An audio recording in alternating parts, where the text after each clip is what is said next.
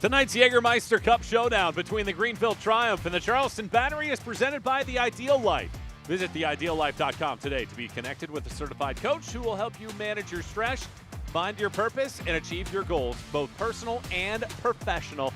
Alongside Eric Tabransky, Michael Watring with you as we take a look at the standings right now in this group.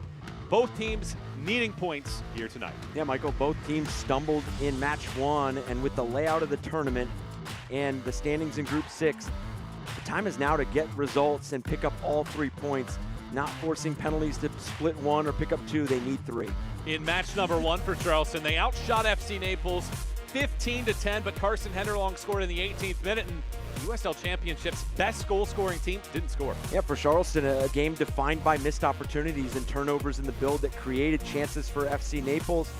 Conceded the 18th minute goal and just could not pull back the equalizer. Arturo Rodriguez hitting the pipe towards the end as we take a look at tonight's Fleet Feet player to watch. It's Rubio Rubin, 30 career caps with Guatemala, and he's getting ready for his international duty in June. Izzy Sullivan has more.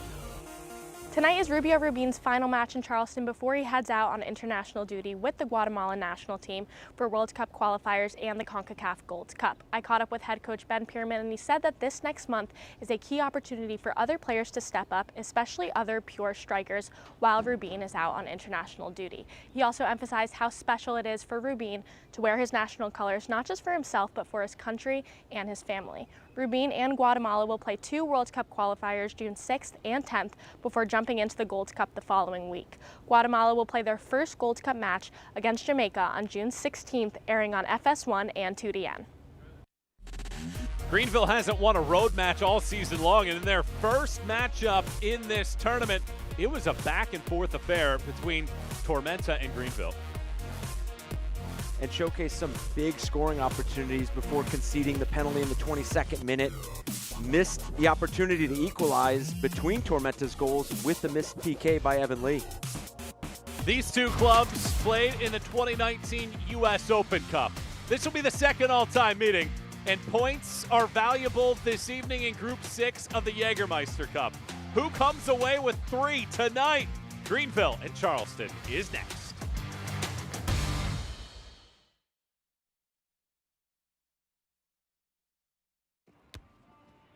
Hola. ¿Alguna otra cerveza? No, me quedo ultra. Ok, ahora bueno.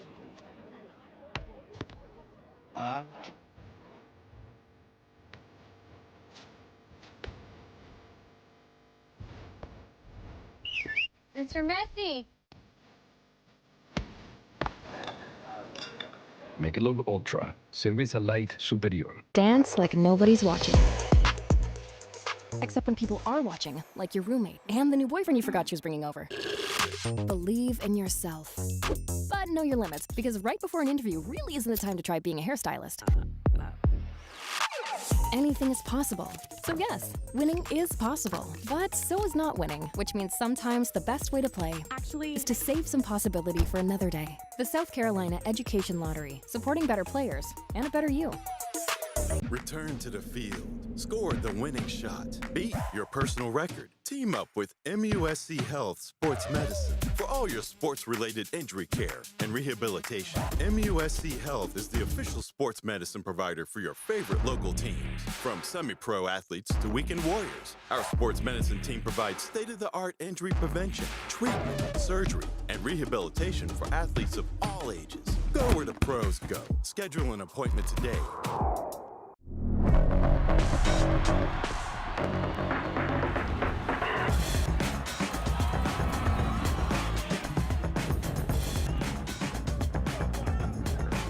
Another peach, and it ends up in. Jennings wheeling away in celebration. One sends it in. And it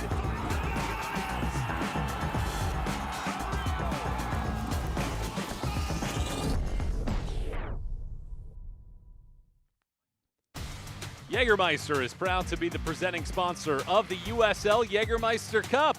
Take a shot at glory and celebrate the magic of this exciting tournament all year long. Please drink responsibly. Tonight's walkout is sponsored by The Ideal Life, the title sponsor of the Charleston Battery. It's the Battery and Triumph here this evening. So good to have you with us tonight as we take a look at tonight's starting lineups, brought to you by Michelob Ultra. And Eric, you take a look at this Charleston lineup. Christian Gardner gets his third start of the season as the team's keeper. And a player right in front, Aaron Malloy, is one of the several players that drives these principles for the Charleston Battery. It's his positioning, the ability to play make from that initial phase, really unlocks some loud attacking moments. And Cal Jennings up top held scoreless against FC Naples in how they defend, but also how that defensive structure leads into their attacking opportunities. Castro and Robles will lead that front line, spearheading those chances, and then a back line led by Zane Bubb will guide this team both in communication and his aerial presence. Castro leads the team with 5 goals on the season, and we were just about ready to light this candle. These two teams met in the preseason. It was a 3-2 win for Charleston, comeback fashion in that one the day after Cal Jennings joined Charleston. Two teams in very different spots at this point in the year. Charleston have won 7 consecutive regular season USL Championship matches. Greenville, meanwhile, have not won a match in 57 days. Michael Watring, Eric Dobransky, and the rest of our team with you here tonight in the Palmetto State, and it's Greenville and Charleston clashing for just the second time ever. Triumph in the green, the white for Charleston Battery tonight. Hope you can come in and hang out. USL. The group stage, of course, the 6 group winners and 2 wildcard teams will advance into the knockout stages. That will begin in August. And Eric, when we spoke with Rick Wright about this matchup, he was very complimentary of Ben Pierman, very complimentary of this Charleston group. And he joked with us. He said, we've been in a bit of an unlucky run of form, and how lucky we are to get the best team in the USL. Yeah, how fortunate for them that they have to look at this match as something where not only they have to get a result, but you're playing one of the hottest teams in the USL Championship, but it is an opportunity for them to right some of the areas that they want to fix going into league play. So why not work on a couple details, see what that leads to. Obviously, you're going to have a bit more of a defensive structure and defensive posture in this match, but can you hit Charleston in transition? Can you create some of those moments with outlet play to Castro and Robles? Can you build off of that and build some confidence through not only throughout this match, but something that you can build on going back into league play? Direct pass skips out. Tonight's keys to the game are presented by Cruise Subaru, the official automotive dealer of the Battery. I think for Charleston Battery, it's going to be about winning second actions. They're going to have possession. They're going to create some moments in the final third. Can they pick up those second and third waves where they can now initiate the pressure and create some of those attacking moments? And for Greenville, execution in big moments. So when you create the chance in the attacking box, convert the opportunity. When you are defending in your box, whether it's a set piece, whether it's that transition moment from Charleston, win some of those big battles as well. Ball skims out wide. And a chance for Charleston to resettle here. It's Malloy twirling around, playing it out of the back. The Battery on a dynamic run of form, their longest USL Championship winning streak in its club's history. And they're closing in on one of the top marks in the history of the league. Of course, it feels like nobody will ever touch the 20-match run that Phoenix had back in 2019, but the second longest run is 10 as Charleston gets close to that mark. But with all that in mind, they did lose their initial Jägermeister Cup match against FC Naples. The fascinating thing about that match, they had more shots, but they gave up 6 shots on target in that game to FC Naples. You know Ben Pierman wants to clean that up tonight. Yeah, and if you go back and look at the game, it's the turnovers in the build. They had some uncharacteristic turnovers in some casual moments that led to FC Naples having some loud scoring opportunities, obviously converting the one in the 18th minute, and Charleston created enough to probably pull back a goal and equalize, but it was very uncharacteristic in terms of the opportunities they gave up in transition, some of those big moments on the road. And then, but after that, they have been absolutely firing on all cylinders. I mean, they have 14 goals in the last 4 matches. I mean, they are scoring goals in bunches. They are creating. They are a dynamic threat going forward. And a lot of it is this play right there is picking up some of those second actions, and those ability to get back on the ball after getting dispossessed just makes them so difficult, because you have the opponent unbalanced, you have the opponent disorganized and sometimes stretched just from the ability of they think they're going to build out. But when you get right back on the ball, you have the opportunity to kind of have a quick strike or thread a ball into some space that became available. Greenville have not scored in the opening 30 minutes of any match this season. Getting off to a good start, imperative for this group in this contest, because Charleston have scored twice in the opening 5 minutes, and they would need to do so here in the next few seconds to make it a third time on the year. Klein against several defenders as that ball roll out. And it's another throw for Charleston as we take a look at the injury report brought to you by MUSC. Zemka continues to be out, and there's a couple injuries for Greenville, and we wondered, Gunther Rankenberg picked up a knock, weren't sure whether or not he would get the start tonight for Greenville, but he does get that here this evening. Obviously, we mentioned earlier that our conversation with Rick Wright going into this matchup. Obviously, they're trying to find their footing and their form in league overall quality within this group.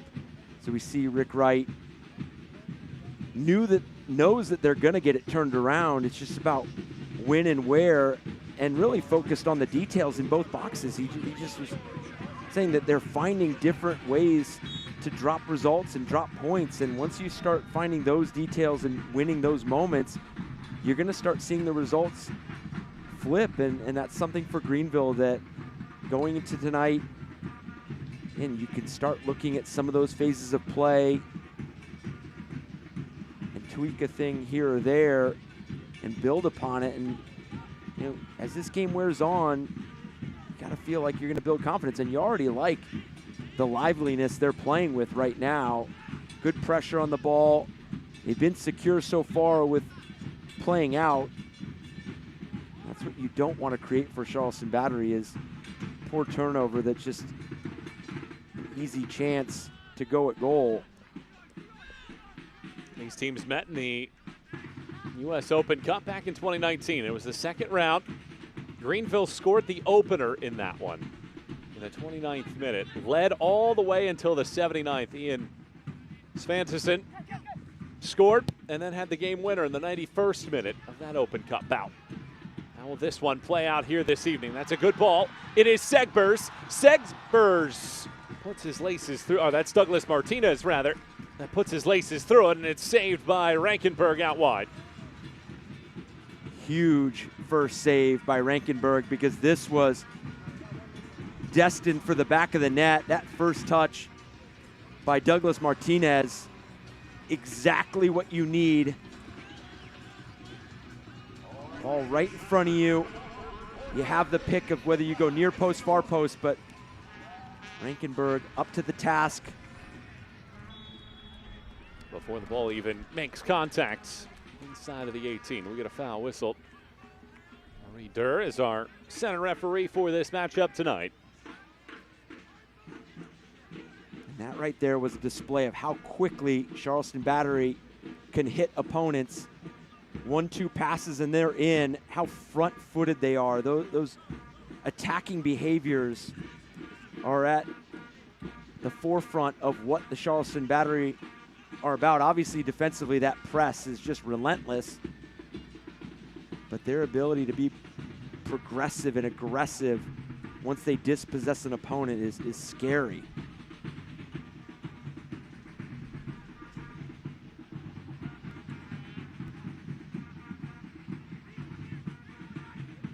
A chance to build from the back again. And a foul on the bump.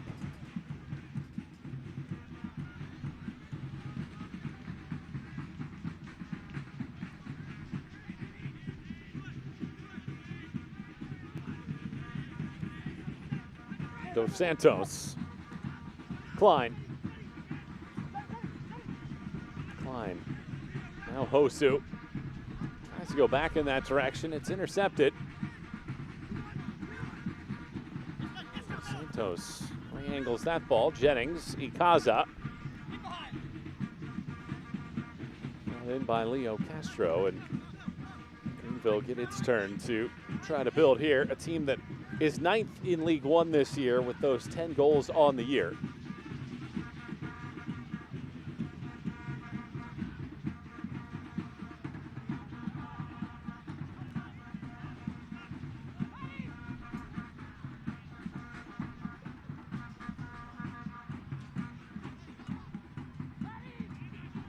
Battery matches are the perfect place to make lifelong memories with your friends and family. Your group of 10 or more can enjoy discounted tickets, exclusive on-field experiences, and private hospitality areas to catch the match. Visit charlestonbattery.com to learn more and plan a memorable night at Patriots Point. Quickly in transition, Jennings funnels. Klein stabs at it as he stumbles. Greenville dodged that transitional moment before Hosu commits the foul.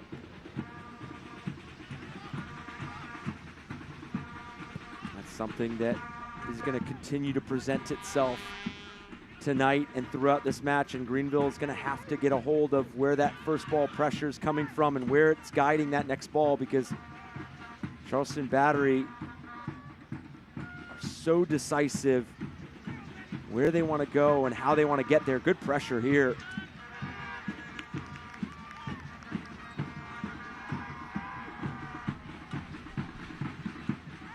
Benonu. Fortunate that that ball didn't end up in a more dangerous location. This activity's out of Group 6 in the Jägermeister Cup.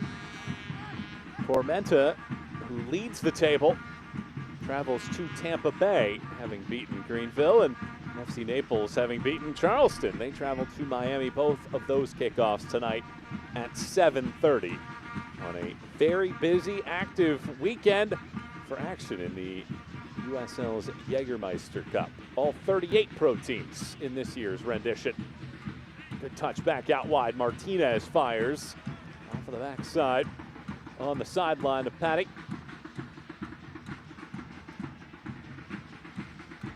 Martinez. Malloy. Ikaza.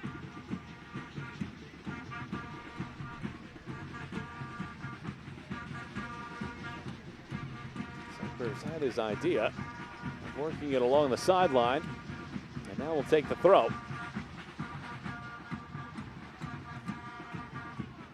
Ikaza. Dos Santos. On the long switch of fields. Knocked down. Klein's there for the second ball. Pokes it over. Hosu heads it. Looking for Klein. Instead, Greenville ring the bell here.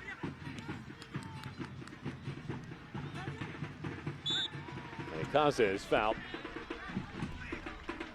And that was a small sample size of what we were discussing earlier about picking up those second actions, because you're not going to always be able to break down Greenville when you're on the ball. When they've got 11 players behind the ball, they've got good structure, they've got good distances, you're going to need to clip a ball over the top. You're going to need to be on the headed clearance. You're going to need to be able to create in some of those secondary moments, and Charleston is fully aware of that, but so is Greenville. They're going to know that that ball coming back into the midfield is going to be a ball that they need to win more often than not.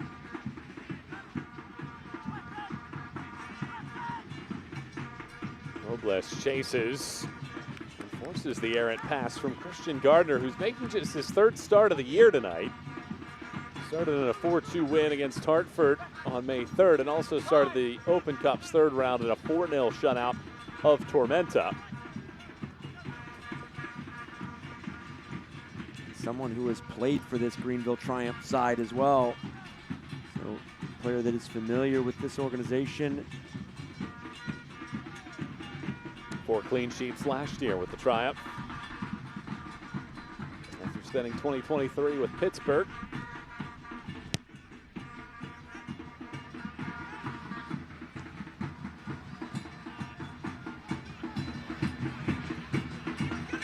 Where that playmaking ability of Dos Santos and Apononu is so important, because how are you going to pull Greenville apart when they are set, when they are executing at a high level defensively like they are 14 minutes in. They're committed to getting to their spots and getting to their spots early. So now as two center backs, how do you pull a player out? Do you do it on the dribble? Do you do it with some of those probing passes? And that's going to be the question that Charleston Battery are going to have to answer throughout the evening.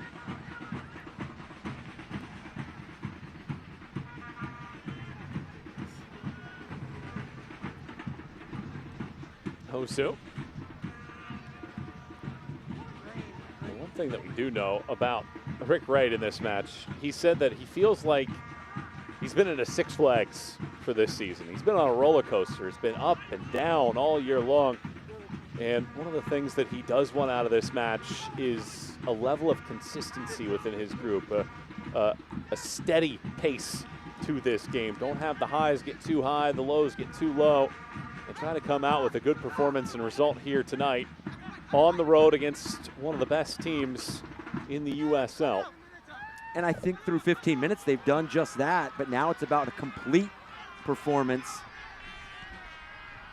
Jennings the target. Jennings throws it across the middle, and Zane Bubb is over to clear it into the parking lot.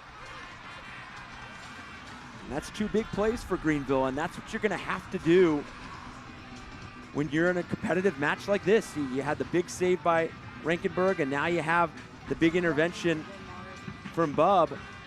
And like I mentioned, 15 minutes in, Rick Wright has to be pleased with his team's performance thus far, but now you need to keep stacking those moments.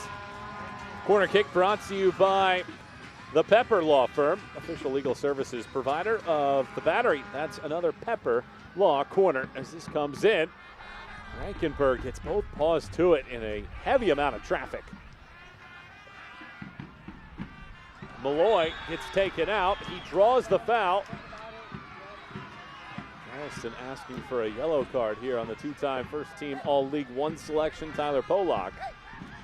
And he is going to get a booking in this one. Yeah, catches all of Aaron Malloy there.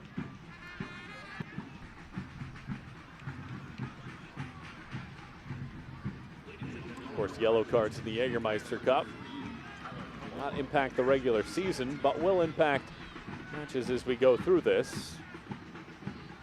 Jägermeister Cup. And another free kick here.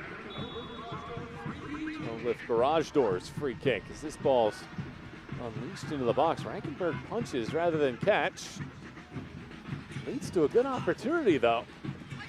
On the full sprint, that ball, first time touch from Gonzalez. And then he comes back and shoves Malloy in the back, or Klein rather.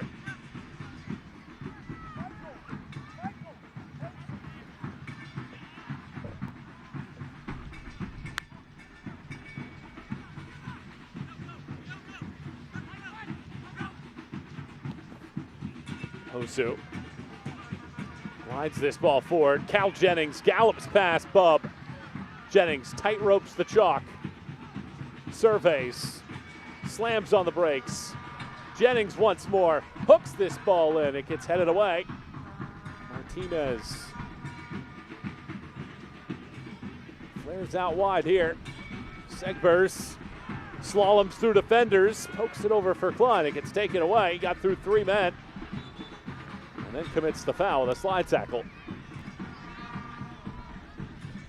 You just see the numbers that Greenville have committed in and around the ball in their defensive box. And that's where we've seen the success for Charleston Battery, playing wide.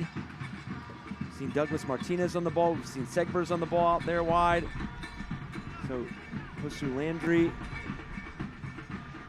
It's going to be that blend of playing through centrally, but also accessing some of the width that you're going to get with the heavy numbers and involvement that you have centrally from Greenville.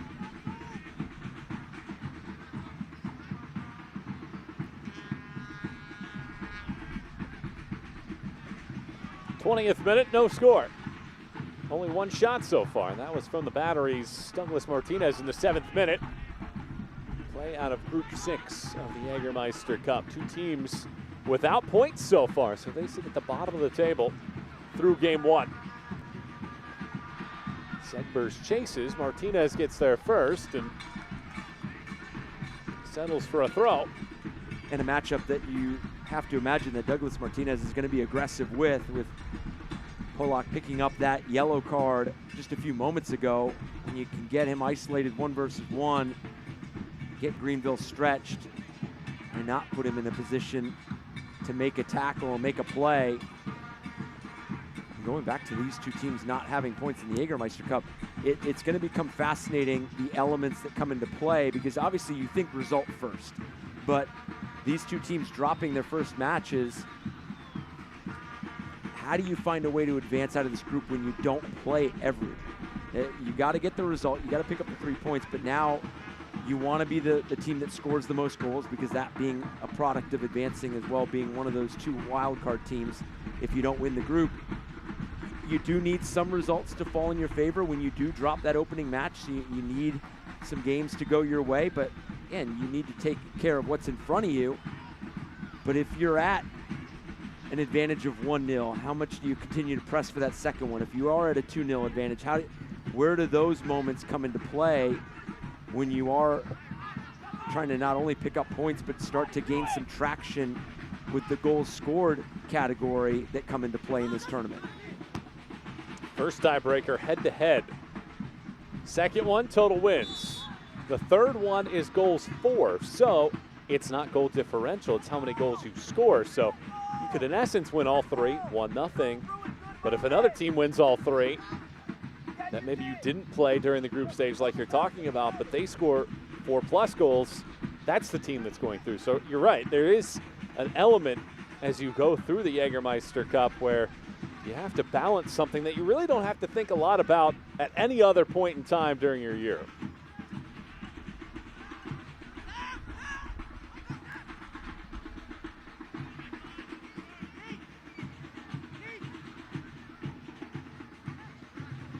Last time Greenville won a match, it was 1-0, April 5th. Leo Castro scoring in the 86th minute of that match. It's been 57 days since Greenville last picked up the full complement of points in a game.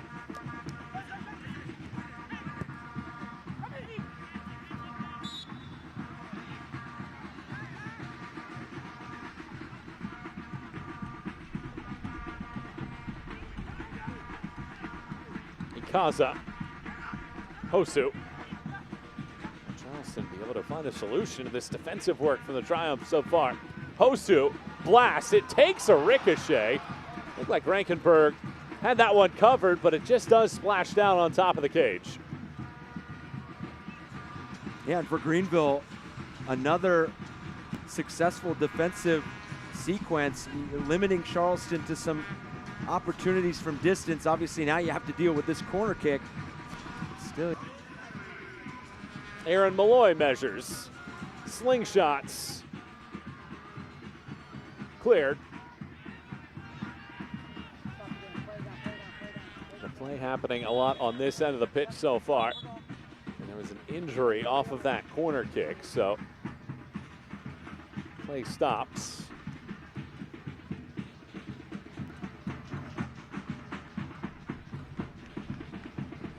Here it is, Anthony Patty. 22-year-old, played collegiately at Mercer and last year was with Lexington.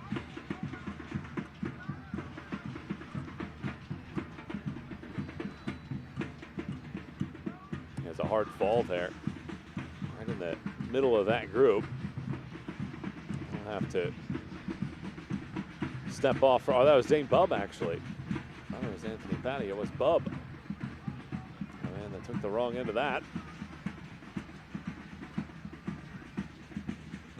Going to want to get him checked out, and hopefully he's able to continue, because Greenville has been successful thus far with absorbing the pressure that Charleston Battery are placing on them, as it does look like Zane Bub is able to get back on. And you always have that question, and when you're watching a game, when you're observing a game and evaluating it, how much pressure can a team take on before that breakthrough? And if the team can stay committed and stay switched on to some of those bigger moments that are going to present themselves, and I'll bring up the Rankenberg save again, the intervention by Bub when Charleston broke into the 6-yard box. Those are two big opportunities that they've navigated around thus far, and you got to limit those, but when they're presented, you got to make the big plays, and that they've done so far. But you also do need to sprinkle in some threat of going forward, because you need to keep this back line honest. You need to keep them aware and switched on in terms of knowing what danger you can present to them in transition. And that right now is where Greenville has sputtered out a bit. They've done well defensively. It's been very difficult to move. But now, how do you get some of those counterattacking opportunities? How do you climb the field collectively? Seen some of the pressure they've put on Charleston as well in some of the deeper build. Maybe not necessarily in the middle third, but off those goal kicks and some of those initial builds for Charleston, they have applied some of that pressure, and it's caused some problems. Charleston has 78% of the possession right now. Greenville only has 53 passes all game. All the possession basically in favor of Charleston. They are wearing out this side of the turf. But despite all of that, 2 shots in the game so far. They have not quite found a way to get through this back line. And Cal Jennings, who has 11 goals and goal contributions in 9 consecutive USL Championship matches, really hasn't been a factor at all so far. To say how funny this game of football can be. You can lead in every metric and all the numbers, but if it's still 0-0. Martinez lays that back. Klein whips, and it's saved by Rankenberg. Another big save by the 25-year-old Klein. Unable to find space. Ikaza unleashes and hooks it around wide. Now, the way you break down good structure is quick, decisive play. You see how rapid the link-up play was there in the out wide, and Ikaza teased it up from distance, and Ikaza was lurking into some dangerous area when Douglas Martinez was inside the 6-yard box. He almost put himself in a spot where a pass over to him might have upgraded that opportunity, but this is what you're going to get out of the Charleston Battery. You're going to get the collaboration between each other. You're going to get that problem solving. They're going to ask a variety of different questions. And right now, 2 big saves by Rankenberg. Mentioned the tackle by Zane Bub in the final action, that intervention. Right now, they are making those defensive plays that keep this game level.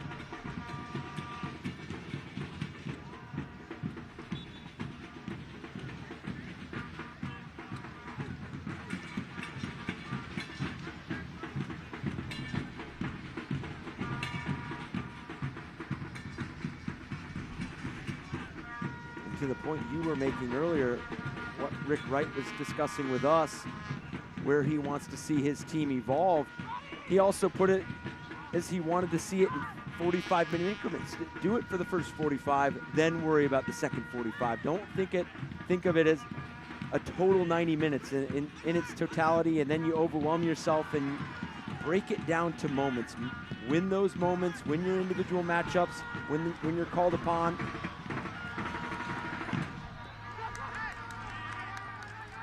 Rubin appeals for a foul. Doesn't hear a whistle.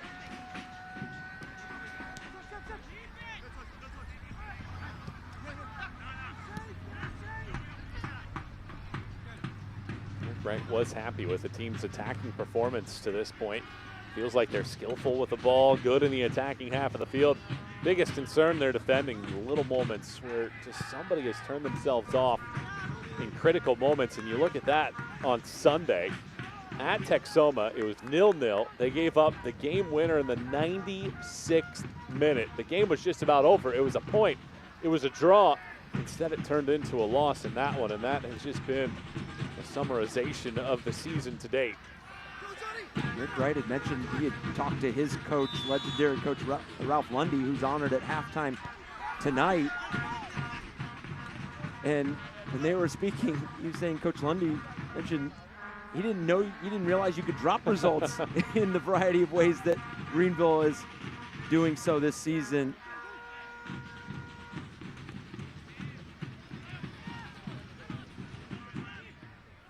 Passing in tight windows, but eventually knocked out of play. 30 minutes through this Jägermeister Cup matchup between the two teams from the Palmetto State.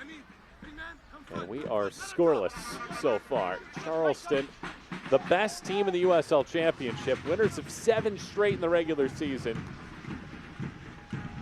hosting a Greenville side that has not won in any of its last 6 in 57 days since the team last picked up a victory.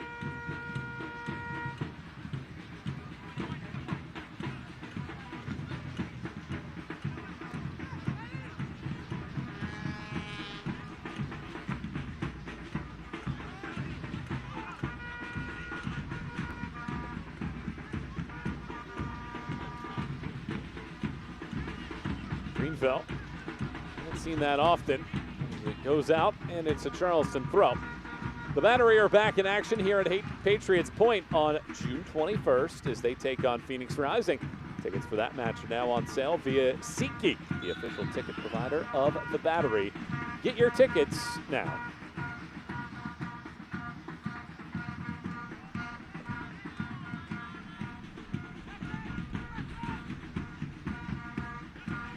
A couple other matches currently going on, and just when it looked like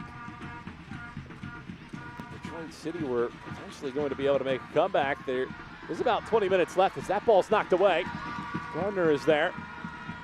Portland Hearts of Pine lead 2-1 against Detroit City, and it's 1-1 between Loudoun and Louisville City.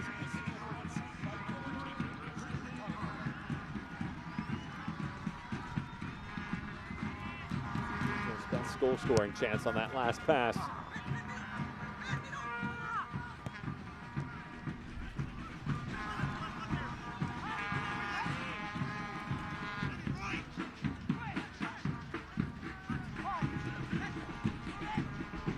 Zakowski is fouled by Klein.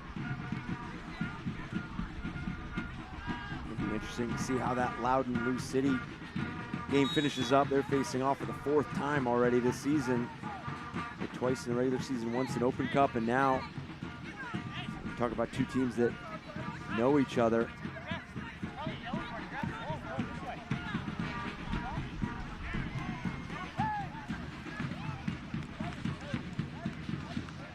Ben Zakowski was the one that committed the foul.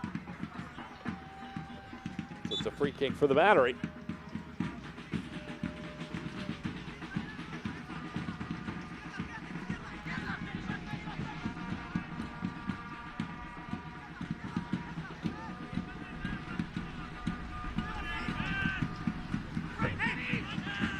Dos Santos and Hosu bobbles. Zakowski recovers.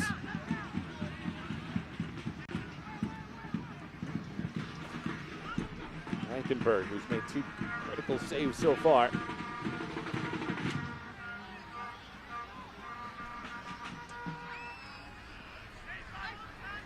Herrera.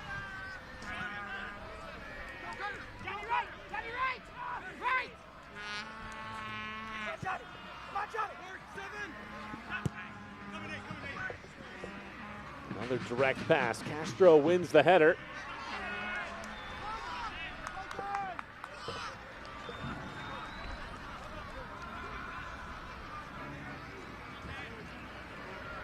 with as difficult as Greenville has been to break down defensively, they know that this next 10 minutes is going to be critical because they're going to get the Charleston Battery's best shot, because this is a group that does not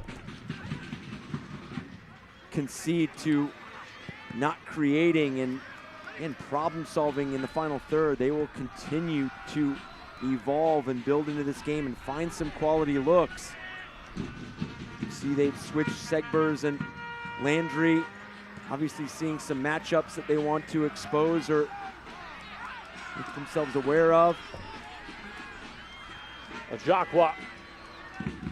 Good chance here for the Triumph. Robles fires it around. Castro is offside though. And the defensive work there puts the pressure on Greenville, and they're unable to do anything with it. And that right there is going to be a moment that if this game goes into the break 0-0, that Rick Wright's going to be able to not only praise his team defensively and obviously making the plays when they needed to be made, but also point to that offensively and be like, this is an area where we need to get more from this opportunity. We need to be able to be unpredictable, dynamic, explosive. We had the numbers. We had the ball inside the 18-yard box. Let's create something of it, because we're not going to get necessarily quantity out of this match, but we're going to get some quality looks. Now we've got to start rewarding ourselves in those moments.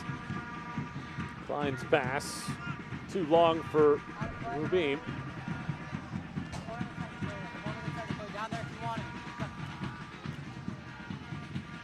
10 more minutes to go here in this first half.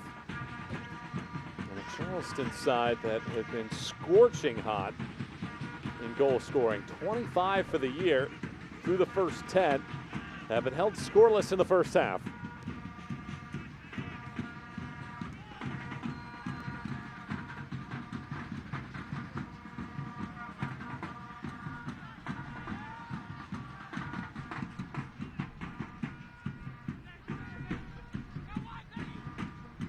Pressure here as Gardner gets it away, but it's right to Zakowski. Zakowski lays it back, Evans.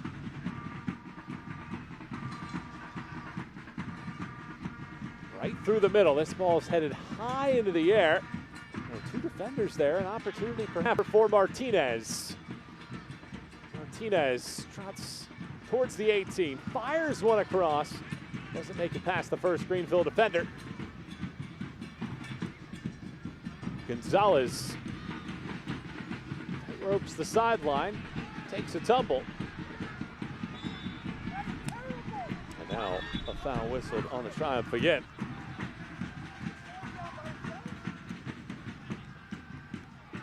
The USL kicks off the month of June on ESPN2 with a battle of Eastern Conference powerhouses. Last season's Players' Shield winner, Louisville City, takes on 2024 Eastern Conference title holders, Rhode Island FC.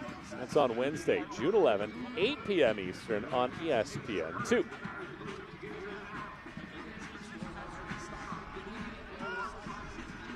For the Charleston Battery, it's been a bit of feast or famine offensively. Some of their best attacking moments have been generated from transition when Greenville has the numbers in the attacking third, in the attacking half, and they've done it with that quick strike capability, that quick outlet, breaking lines with one ball. And that's going to be something for Greenville. How do you start integrating some of those moments, but also... It's a good ball here. Knocked out, flicked back in. Klein makes the run. Rankenberg steps in front to catch. But also keep yourself secure in those transition moments with your rest defense on how you are on the ball. As we see this threaded ball through from Cal Jennings, and talked about the switch of Hosu Landry and Segbers. Segbers started on the right, Landry on the left, and now they've flipped. So obviously something that they want to see to finish out the half. Create space. Here's Rubin. Had his sights set on Jennings, and it's a timely intervention defensively. Ajaqua. Zakowski. Ajacqua right back, Zakowski. Now Herrera will start things over. 40th minute, scoreless in Group 6 of the Jägermeister Cup. Two teams without a point so far through the first match. Trying to keep tabs on Tormenta and Naples, the two teams that beat them in game number 1. Michael Watring, Eric Dobransky, and the rest of our team with you here tonight. Good to have you on board. Rick Wright's group trying to keep Charleston scoreless for a third consecutive non-USL match. Of course, DC United in the Open Cup, they didn't score, and they were shut out against FC Naples. The last time they didn't score in the first half of a USL Championship, well, won. Here's another foul in the midfield, and frustration mounting here for Greenville. This is a loud challenge from Greenville. Connor Evans, ball's already gone.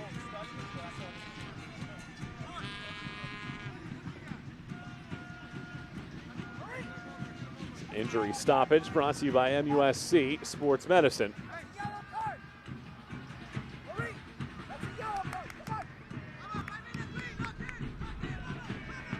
We've seen this midfield for the Charleston Battery incur some contact through this first 42 minutes, and that's kind of been the storyline of the season because of how good they are on the ball and how much they pull defenders towards them. This is a group that does not shy away from that physical battle in midfield. Hosu unable to get that one through. Polak into an empty part of the territory. So it looks like Hosu and Segbers have swapped sides of the field.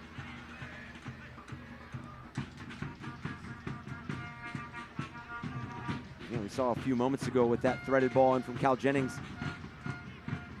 Hosu Landry's ability to get into those higher spaces at a rapid rate.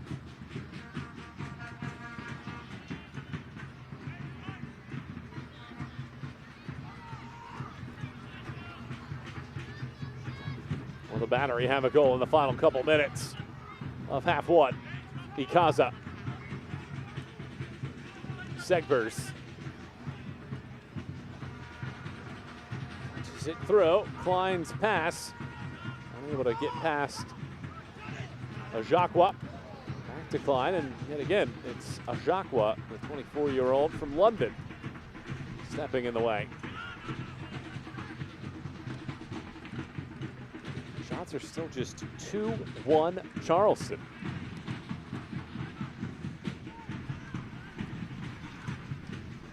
Yeah, again, just Greenville making it incredibly difficult and challenging for the Charleston Battery to get consistent, clear looks at goal. Obviously, Rankenberg has come up with 2 big saves, but besides those, there have not been much, and as soon as Charleston Battery have been able to break and get themselves into some spaces, Greenville has gotten right back behind the ball, whether it's shrinking space, shrinking that channel to shoot into, or getting a body in front of the shot.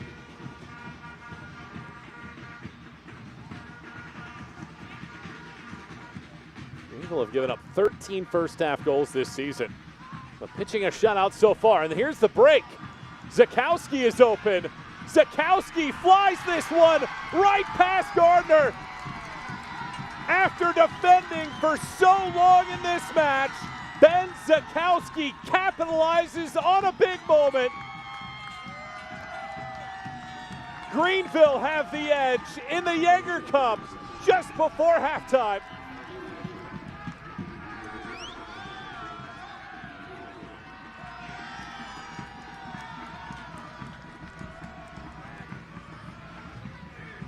And this is exactly how you see it happen when you talk to your team about what this match is possibly going to look like.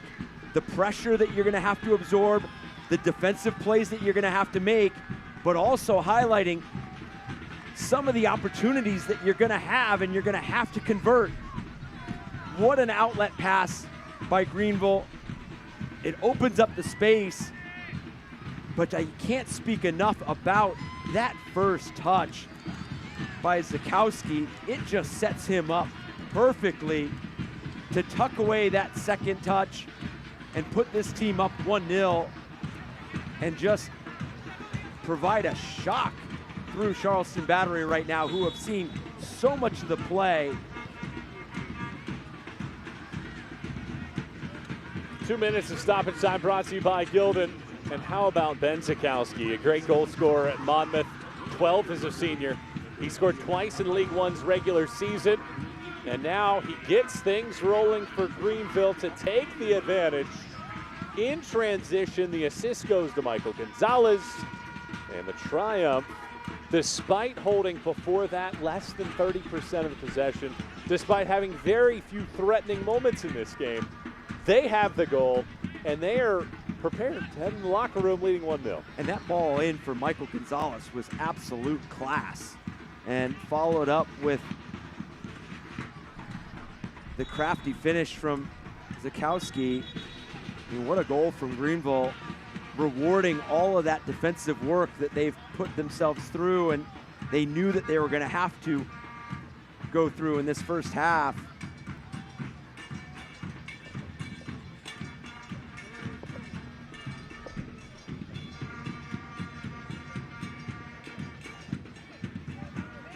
Take another look at this collision on the sideline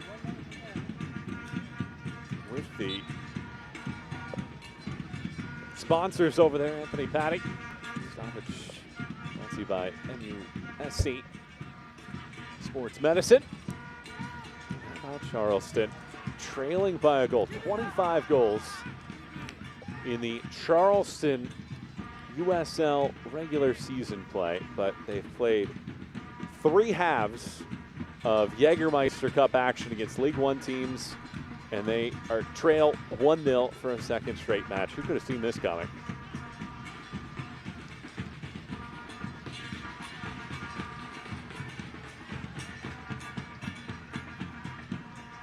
Hosu. Castro picks it up. Zakowski again tries to sprinkle in past Segbers. A chance here again brewing. Over the top, Segbers might have gotten just enough on it to keep it away from Zakowski, who was lurking again. And the first half whistle blows, and Eric, you said it in your keys to this one. Execute in big moments. Greenville had very few attacking opportunities in this match. They get one, they score. And I would dare to say if Segbers doesn't get ahead on that final opportunity, Zakowski can tuck away his second goal of the first half. For Greenville, they have not hurt themselves, and they have rewarded themselves when the moments mattered. And for Charleston Battery, how do they go and find that breakthrough? They've had to integrate that mix of transition and in possession. What breaks this Greenville side down? At halftime, we'll have a look at what Charleston are doing off the field, as well as the scores from around the USL Jaeger Cup. Halftime brought to you by The Ideal Life. Comes your way in a moment with Greenville on Ben Zakowski's goal, leading 1-0 at halftime.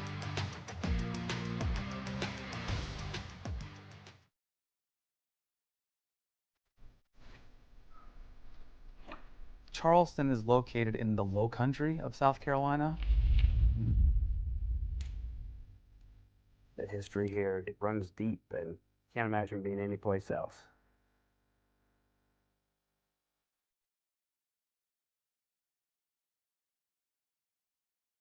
This place is magical.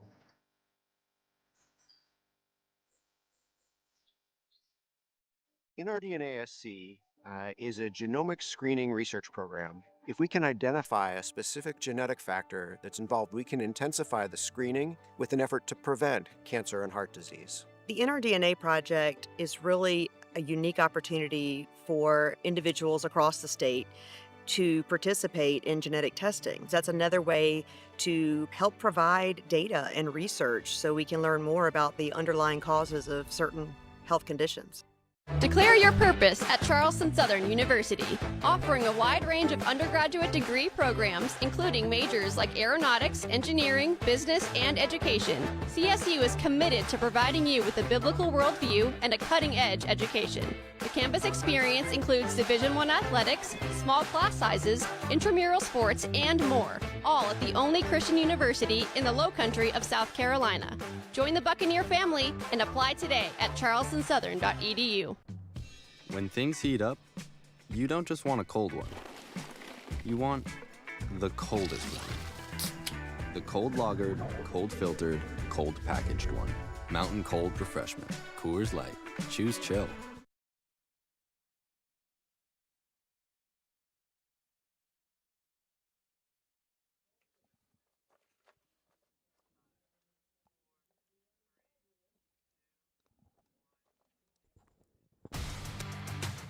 One 0 completely against the run of play. Our halftime brought to you by The Ideal Life, and in honor of Mental Health Awareness Month, some of the Battery players joined Serenity Tree Yoga for a yoga session to help clear their minds and take a second to breathe. May is Mental Health Awareness Month, and while athletes typically put a lot of focus on physical health, taking care of mental well-being is just as important. A few of the guys are joining Serenity Tree Yoga for a session to slow down, reset, and practice a little mindfulness.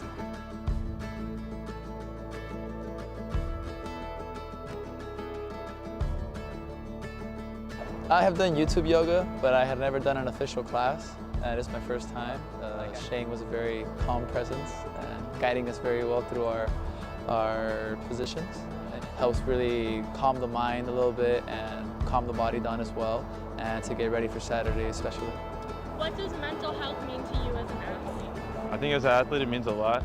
I think it can have an effect on your performance as well as just your everyday life. So I think it's something you have to write home and kind of take care of first. I wouldn't say we're super role models for everyone, but I think sometimes just another voice and letting other people know that you're going through what they're going through just means a lot. A big thanks to Serenity Tree Yoga for leading the session. Whether it's on the mat or the field, making space for mental health matters. Prioritizing your well-being is just as important as training your body.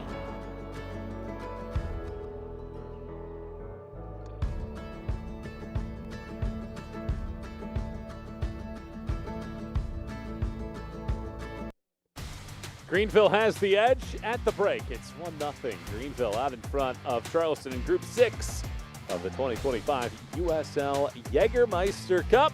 When we come back, we update you on all things USL. That's when we return.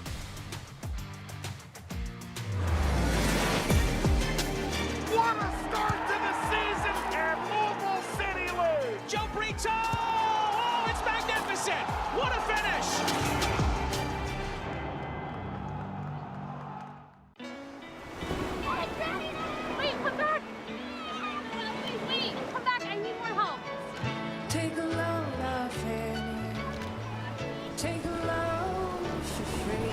Today we went to the beach, and it was totally worth it. Stay 3 nights this summer at Best Western and get $50 off a future stay. Whoa, termites can eat a pound of wood a day. Pound of wood a day. Pound of wood a day. Pound of wood a day. What's wrong, Daddy? Daddy? You okay?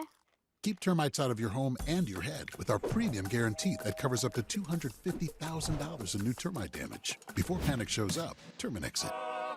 3 ice-cold Jägermeister shots, please. Those look warm.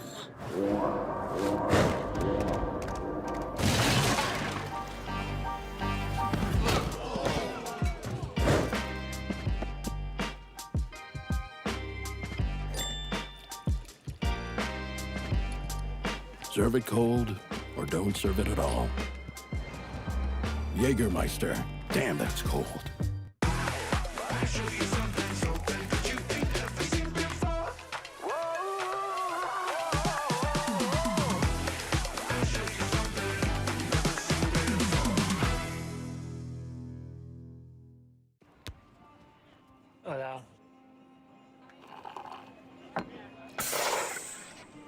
¿Alguna otra cerveza? No, me quedo ultra. Ok, ahora vuelvo.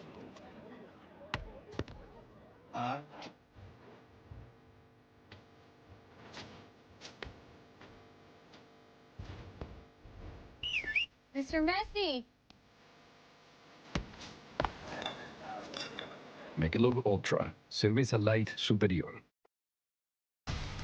Halftime in the Low Country, and it is a 1-0 advantage for Greenville Triumph at the break. Michael and Eric back with you here as we update you on how things are looking around this tournament so far. As we look at the team of round one of this tournament, how about Elvis Amo? He bags a hat trick in a 4-0 win for the 11, but he has to sit on the bench for this team of round one in the Jägermeister Cup. Yeah, some big performances throughout round one. Obviously, Taylor Davila just continues to be the engine of that loose. They're going to represent the United States' U17 side in Birmingham Legions, Ramid Hamuda, and Orange County, Pedro Guimaraes. USL and the United Black Players in Bellevue University awarded the 4th USL Impact Scholarship to elevate Tampa Bay. And Greenville Triumph has signed former USL League Two Defender of the Year Toby Sims to a pro contract. He is available tonight off of the bench for Rick Wright. As we take a look at some scores for the final 45 minutes of this game, a team in Charleston Battery that have won 7 consecutive USL Championship matches trails by a goal at halftime. Highlights and the second half kick is next.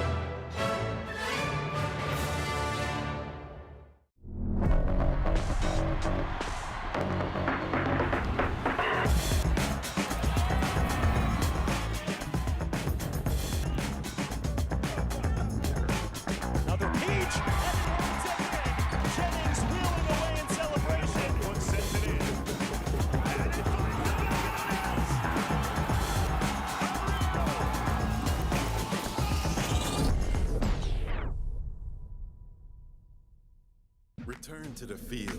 Score the winning shot. Beat your personal record. Team up with MUSC Health Sports Medicine for all your sports-related injury care and rehabilitation. MUSC Health is the official sports medicine provider for your favorite local teams. From semi-pro athletes to weekend warriors, our sports medicine team provides state-of-the-art injury prevention, treatment, surgery, and rehabilitation for athletes of all ages. Go where the pros go. Schedule an appointment today. These are the luckiest ice cubes in the world. They could have been a thankless bed for an all-you-can-eat salad bar. But instead, they've been called upon to cradle and cool a crisp, refreshing Dos Equis. Looks like the lucky just got luckier. Dos Equis. We welcome you back as we get ready for the second half of play. In this matchup, it is 1-0. Greenville Triumph out in front through 45 minutes of play. Michael and Eric back with you as we get ready to watch our highlights from the opening 45 minutes of play here in this one. And how about Gunther Rankenberg? A couple of really good saves in this one so far. Yeah, have been massive to keeping that score line at 0-0 early. And obviously we've seen what that produced towards the end of the first half with Greenville Triumph scoring the goal. For Charleston Battery have just asked a variety of different questions, but have not found that breakthrough and reward. They have 40 final third entries, but only 6 touches in the opposition box. So it shows you how difficult Greenville is defensively right now, and some of those opportunities for Greenville kind of sprinkled in towards the end of this first half. But this ball in from Michael Gonzalez in transition, and then the prep touch from Zakowski puts himself in prime position to bury it past Christian Garner, puts his team up 1-0 right before the break. And for a team that has had to absorb so much pressure, I mean, that is a terrific finish off the ball, being difficult, challenging in various areas. And their recoveries have been spot on. When they lose some of those first actions, their ability to get themselves back into position and make a play has been what they've leaned on in that first 45. So what will Charleston have in order here in half number 2? They have yet to score through 3 halves of this Jägermeister Cup. In the second half, kickoff starts things off. Charleston in the white kits. Green kits for Greenville tonight. Michael Watring, Eric Dobransky, and the rest of our team with you here in the Low Country, where it's Charleston Battery and Greenville in Group 6 of the 2025 USL Jägermeister Cup. And Eric, these teams played in preseason. What benefit is that giving Greenville, perhaps in this match, maybe being a little bit of an underdog? I mean, I think you get a look at the principles and the identity that you're building, because preseason is, I know it's early, but that is when you are stacking that identity, those intentions, that purpose. And so you get a front row seat at what your opponent is looking to, how to structure themselves and how they want to implement some of those phases of play. Obviously, they didn't get a full look at Cal Jennings because Cal Jennings had just become a part of the Charleston Battery. So you're going to get a sustained look at Cal Jennings tonight. But it should pay dividends in terms of being able to navigate some of the ebbs and flows that they're going to see in this second half, especially playing a goal ahead, because you know you are going to have everything thrown at you from the Charleston Battery side of things. They're going to throw numbers. They're going to throw a bunch of different looks, obviously within their principles. But this is a team that continues to problem solve. And talked about their first half goals for the Charleston Battery. They also have had a number of results from coming from behind. So a team that is not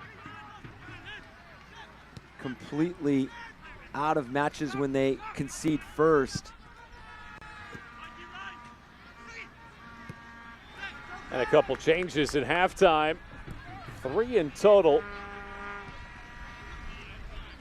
Substitutions are brought to you by Publix, the place for game day subs and all your tailgating needs. Visit Publix.com. John Klein comes out. Michael Edwards is in. That ball rolls out for a goal kick. That's for Charleston. Conversely, Greenville brings off Rodrigo Robles and Zane Bubb. Toby Sims and Evan Lee are the two that come on to the pitch.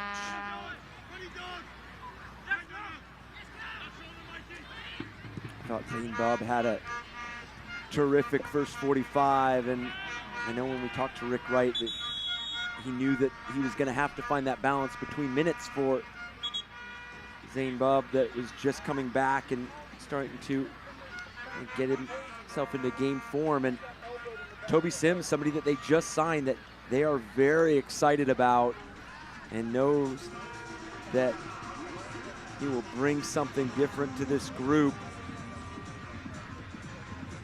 and knew that he couldn't go a full 90 as well. Obviously just signing him and just becoming a part of this group.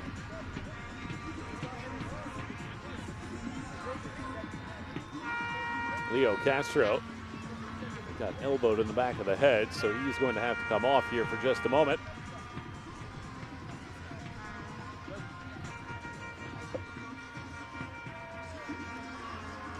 Greenville haven't won a road match this year in regulation. They did win in penalties.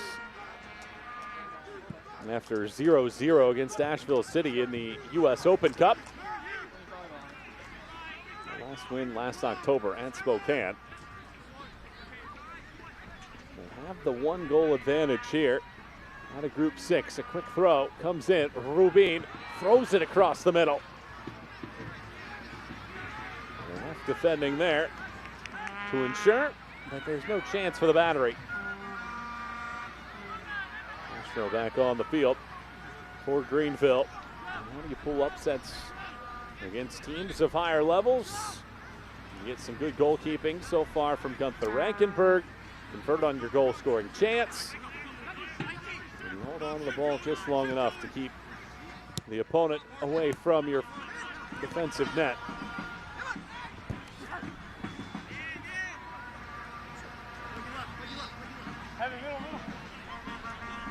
Another Polak. 33-year-old defender out of Creighton. Fires this ball up the pitch. A couple heads in the middle of the park. Hosu steps over. Martinez tries to go back. Instead, it's taken away. Polak unable to work it all the way through, and then a foul is committed by Hosu against Castro. These two teams, Charleston trying to pick up where they left off in the first half, those entry passes into central spaces. Concede the free kick here now.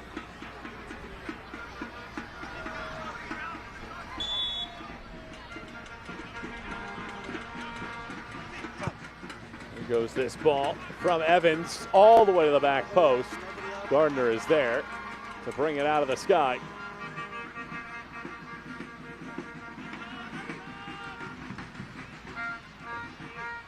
Charleston find a rebuttal in this one.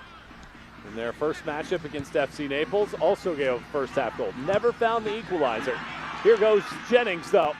Jennings dodges Sims, but Sims on his first test of the night swings through and passes it.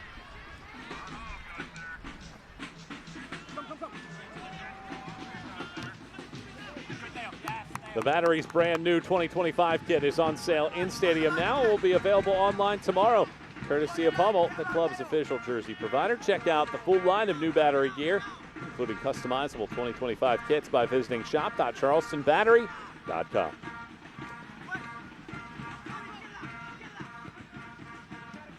It's always interesting when you ask coaches their opinions on their new uniforms that they present in some of the matchups, and how quickly a lot of the coaches know their records in those new uniforms and kind of distinguish their like or dislike with the uniforms based on the record. It's the detail that goes into this game. Ben Pierman and his side are going to want to rectify this scoreline and continue to apply pressure. But I'll go back to what I said at the break for Greenville. They have not hurt themselves. Yeah, the first 4 or 5, into that 4 or 5 minutes in the first half, they did sprinkle in a turnover here and there that caused some havoc for themselves. But besides that, they have not had a poor turnover. They have not put themselves in difficult situations in transition. And when they have, they've been committed to getting to the right spaces and recognizing those spaces early.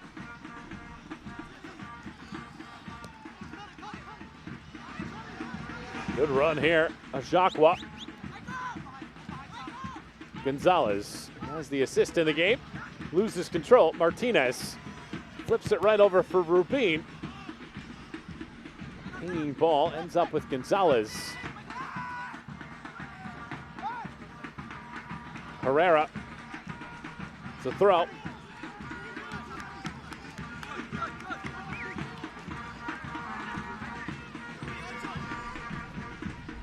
What a test this will be for that man, Rick Wright, and his side. A team that is trying to find its form. Mentioned it earlier. In the battle, the #1 team in the USL Championship right now, the one that is the pace setters. Solid performance thus far. I mean, they have put together solid first half. They are still looking very structured and very difficult. But I'll continue to reiterate it. It's got to be a complete performance, and that's something that Rick Wright continued to highlight to us when we spoke to him. It has to be in some of those defining moments. You can't assume that your teammate's going to go make the play. Go make the play. Be definitive. Be decisive with what you're doing when you're called upon. They've done that in the first half. They rewarded themselves with a 1-0 advantage. Now you find that blend between continuing to frustrate Charleston Battery, but also can you find that mix of being that threat again, attacking-wise, because you created that one big opportunity and you converted it. Here's Cal Jennings.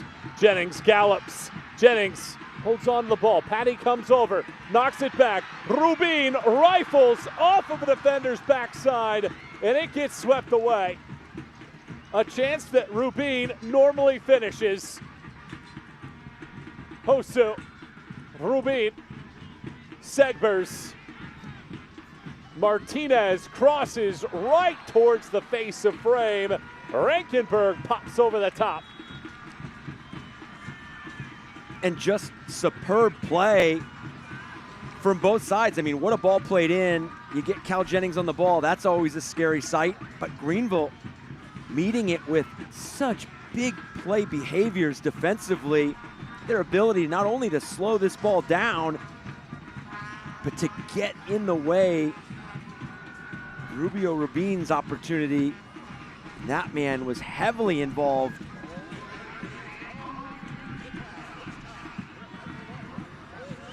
Corner kick brought to you by the Pepper Law Firm, the official legal services of the Battery. Into the box it goes. One head comes back out. Ikaza bounces between three men, comes back out. Michael Edwards rewinds. Hosu. Pass Malloy and out. And for obvious, only the 2 shots on target for Charleston in the first half, but they were good looks. I mean, they were looks that forced Rankenberg into big saves. You don't want to live on that line. Sometimes when you see goalkeepers make big saves, you stack some of those defensive plays, and now you see Anthony Patty and that back line make a big intervention. I mean, that's got to build some of that confidence and some of that momentum for Greenville to continue to make plays. And you do have to start shrinking some of that space and those quick entries, but you're doing a great job of some of that emergency defending. Kaza doesn't have the verticality to get to that ball. Napa Onu. Dos Santos. Pressure amplifying now.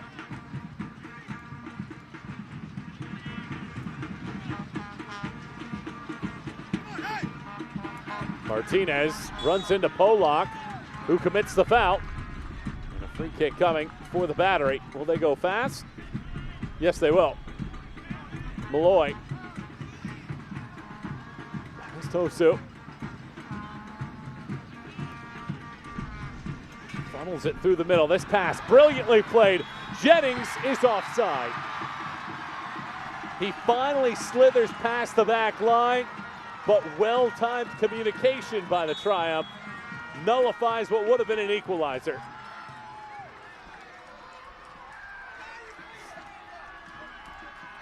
Step too early for Cal Jennings.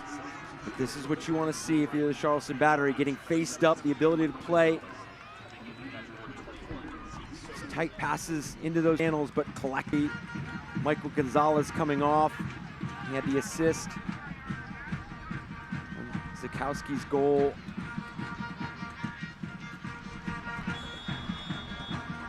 It's Zeke Soto that comes in, who was on loan from the Battery. Substitution number 3 for Greenville in this match. Well, Rick Wright was very open and candid with us about his group. He said the players are suffering right now, and said that he knows that he has to make every decision with the best thoughts in mind, knowing that how fragile some of these players are at this point in time. But for the first time, he said, in the 7 years that he's been in Greenville, they went back and watched the entirety of the Texoma match. They've never done that before. Of course they watch film, of course they watch clips, but they never watched wall-to-wall action from start to finish, and felt like for the group that that was a necessary moment for them. And so far, in roughly the first hour of this game, it has paid dividends with a 1-0 lead against the USL Championship's best. And as a former coach, I have done that only twice in close to 20 years. And said some of the players were asking questions on why they were doing it, and that is always the reaction you get from players because you have that typical film session where you're breaking down some of the bigger moments, you're breaking down some of those finer details, and to sit back and watch 90 minutes, I mean, it becomes very impactful when you're not doing it on a daily, weekly basis. Here's Dos Santos. Thought about Hosu, has the pass knocked away. Recovered for a moment by Apodonu, but it goes out and just past the hour mark. Triumph leading at 1-0. Zakowski's goal in the 44th minute against the run of play for Greenville is the difference in the game.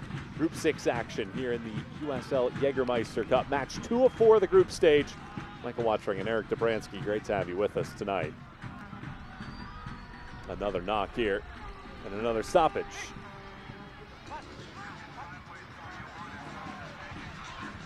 Battery matches are the perfect place to make lifelong memories with your friends and family.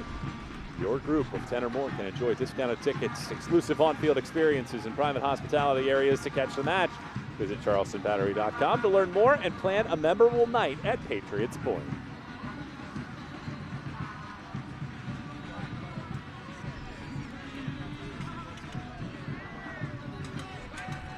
This one of 6 matches currently in play.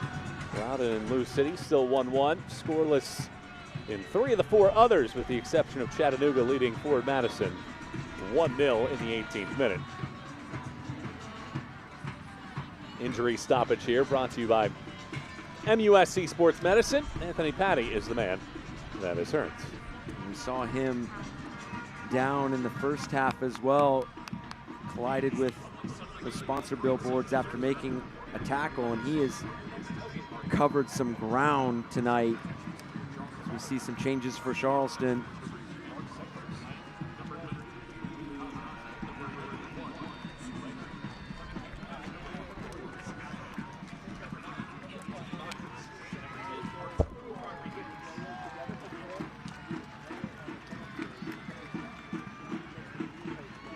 So 3 changes here for the Battery. Substitutions brought to you by Publix. We love subs.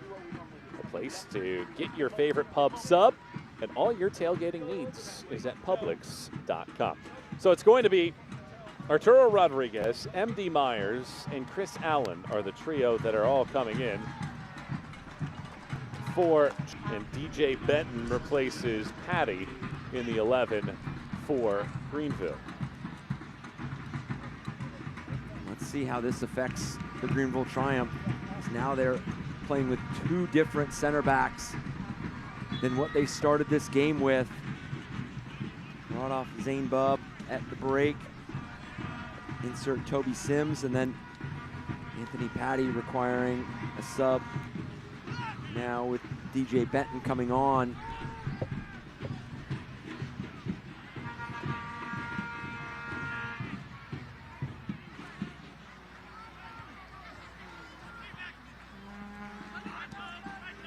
Attack on full display for Charleston. This might be their best group that they can put on the pitch, at least in terms of who they have up top. MD Myers, a double-digit goal scorer last year. Cal Jennings has been the USL Championship's best goal scorer since the start of 2023. Arturo Rodriguez, a former MVP of USL League One when he was with North Texas back in 2019. And of course, this man, Rubio Rubin, now drops a little bit lower in the formation. And Rubin commits the foul thanks to a good read from Tyler Polak.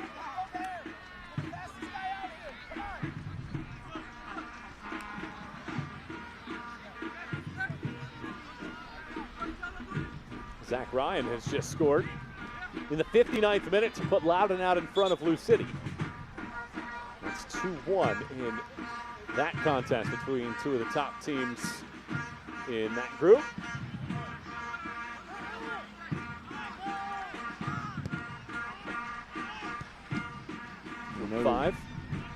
I know there's still plenty of time in this match, but Greenville's going to take care of every opportunity where they could slow play down, whether it's a restart, any chance they get, take some air out of this game and take some momentum away from the Charleston Battery.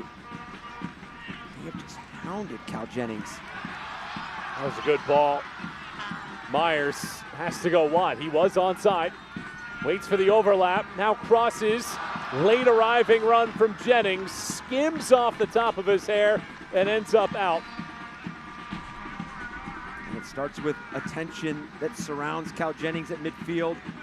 Allows this ball to get played in, and Andy Myers always showcasing that balance between patience and urgency. Allows that overlapping run to drag a defender.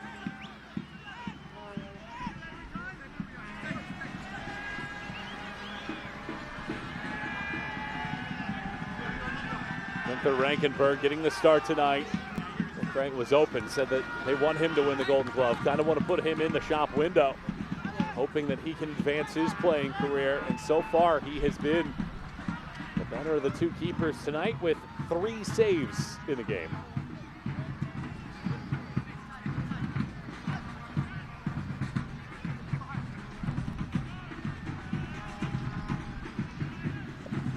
Charleston haven't lost on this field since March 8th. That was the season opener, 2-1 against Lou City.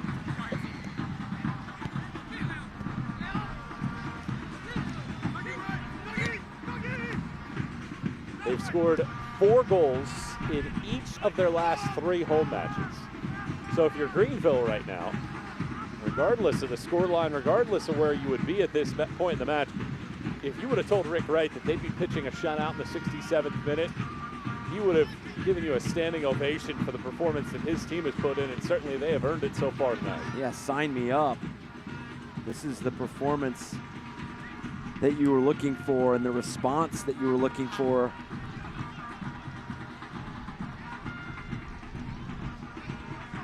Greenville perhaps eyeing a second. Castro flies it around. It's a bobble from Dos Santos, and how about Gardner parkours over the top to catch it and smother it to ensure that Greenville doesn't get a chance. I almost think for a moment that Kowski could get on this second ball, but Gardner quick to negate that opportunity, and that's going to be where Charleston has to be careful and secure. They want to push the numbers. They want to be aggressive. They need to go find the equalizer, but you also can't concede a second goal. And in no way do I want to minimize a draw, but for both these teams that are coming off an opening match loss in Jaeger Cup, 3 points is massive, because if you want to move the needle, 3 points is what you need. Obviously, it will go to penalties and somebody will take 2 points, and but you want to put yourself in a position where you can put some pressure on your group to get results. You do that with winning games. Charleston have only scored thrice after the 68th minute this year. They have very much been a team that starts hot and protects a lead. Tonight, that has not been the case. They're out shooting Greenville 7-3, but they do not have a goal yet. And Greenville, a team that Rick Wright said was on a roller coaster ride of emotions. So far, so good. 69th minute, leading 1-0 on Zakowski's goal in the 44th minute. And right now, through 69 minutes, I would say that Rick Wright and his group have pressed all the right buttons. You mentioned just a few moments ago the film session, watching all 90 minutes of that Texoma matchup. Obviously, player performance, they are being detailed and measured with every step and every movement that they've had thus far off the ball. I think they would love to present some other offensive challenges to the Charleston Battery, but right now you have the 1-0 lead, so you don't have to necessarily open yourself up.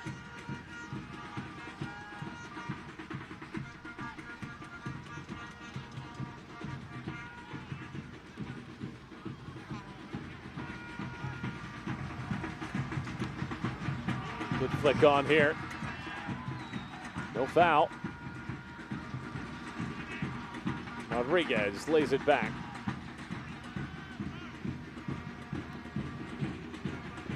down the wheel it goes. Edwards, the halftime sub. Lays it back, 20 minutes to go in this one. Michael Watring, Eric Dobransky, and our team watching this one in Mount Pleasant, South Carolina. A Charleston team that has rattled off 7 consecutive USL Championship regular season wins. Trails by a goal here in Group 6 of the Jaeger Cup.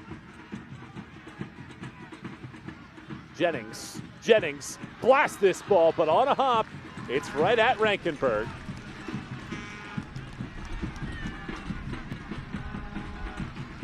Quick, decisive turn by Cal Jennings, and somebody that is starving to get on the score sheet tonight. And it's the way that he disguises a lot of the space that he occupies. He can give you one look, but then completely shift the space that he's in.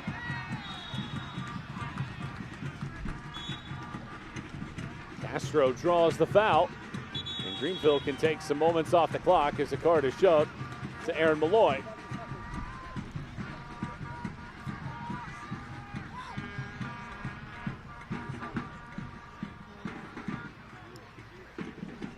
Check that, it looks like it's actually going to be shown to Joey Apaonu.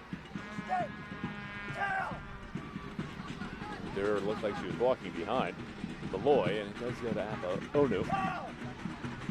Oh, check that. It does go to Malloy for dissent.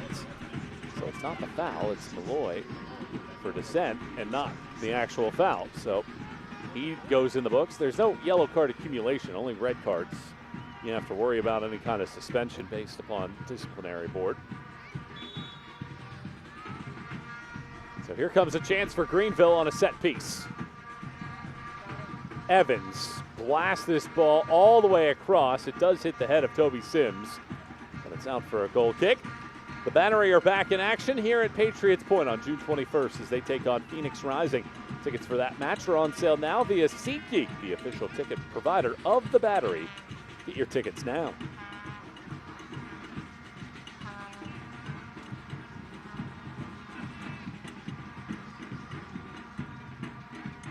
Charleston Battery in the Jaeger Cup have a matchup at Tormenta at the end of June. Playing familiar faces. Martinez. Rowdies. There's that ball in and it gets cleared away. Corner kick.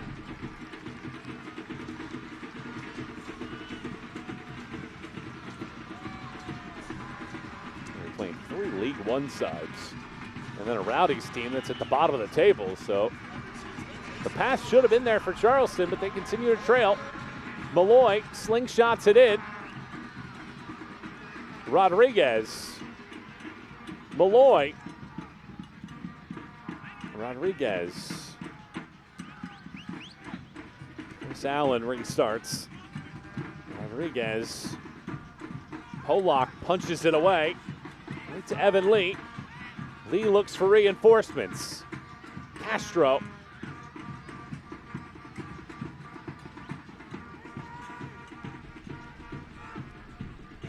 Herrera and Pollock. Possession valuable now for the Triumph.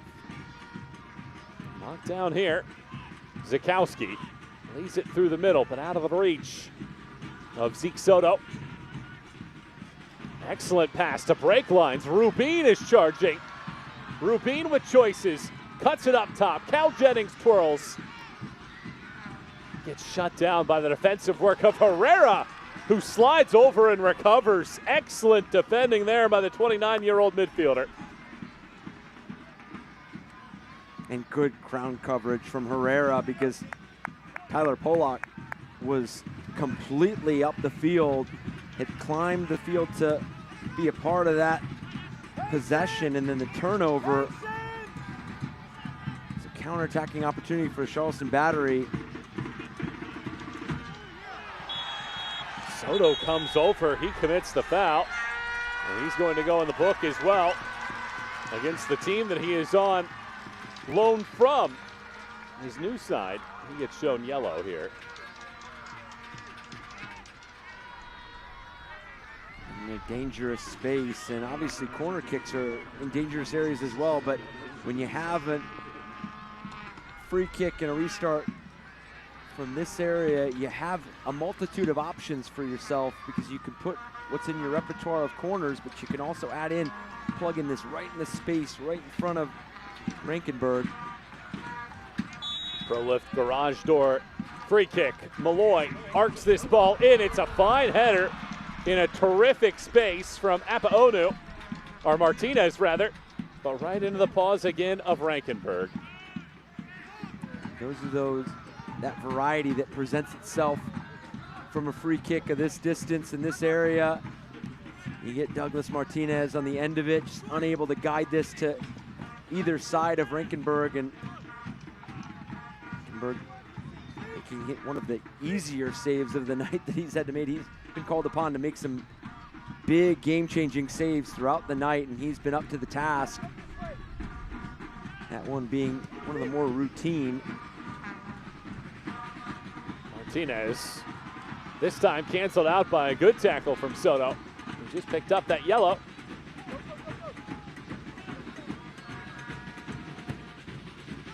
The young teenager finds a good pass through the middle. They'll have to be careful when they get some numbers forward. Cannot be exposed. Rodriguez, here's Jennings. He has a chance to charge. Jennings lays it off. Martinez, not enough on that to get to him. Polak clears it, but only as far as Malloy.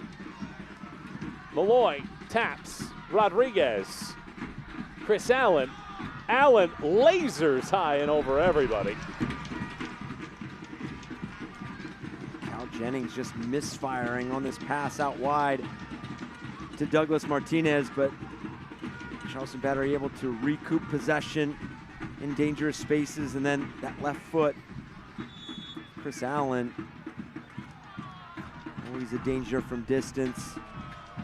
That's that multifaceted attack that Charleston Battery showcase and display game in, game out. The ability to break teams down on the dribble, combination play, but also that confidence and availability to strike from 20, 25 yards out.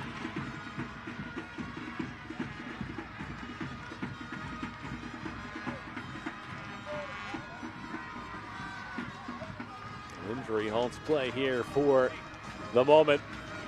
And the other games in Group 6 are getting underway here this evening. We see Naples at Miami and Tormenta at Tampa Bay, as Langston Blackstock is going to replace Douglas Martinez, who is at the forefront of a lot of attacking moments tonight for Charleston. And Blackstock replaces him with about 12 minutes to go as the USL Championship's best goal-scoring team has been held scoreless in another Jägermeister Cup matchup against the League One side.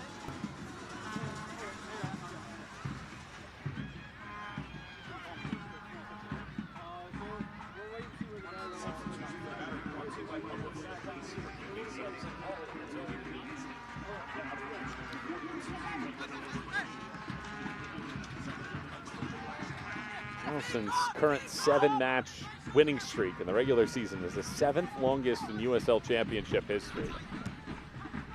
This would be quite the coup by Greenville if they are able to walk out of here with 3 points, because they go home for their final 2 of Jägermeister Cup play. Miami at the end of June and Naples at the end of July.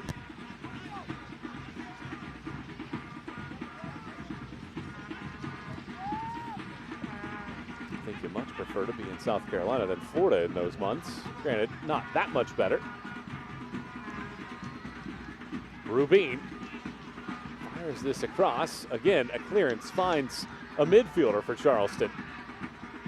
Malloy twirls around Castro.